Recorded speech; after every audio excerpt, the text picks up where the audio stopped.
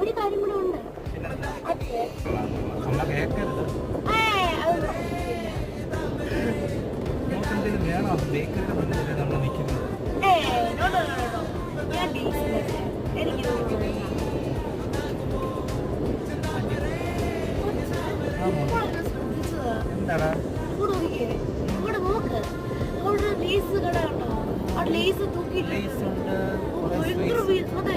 ഭയങ്കര വീതിയല്ലേ അതിന്.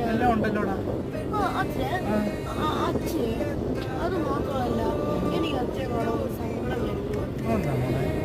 അച്ഛൻ എപ്പോഴും ഹെൽത്തി ഫുഡ്സ് വെജിറ്റബിൾസ് മാത്രം കഴിക്കുന്നുള്ളൂ. അല്ല, നമുക്ക് ഓരോരോ ഫുഡ് ട്രൈ ചെയ്ത് നോക്കണ്ടേ?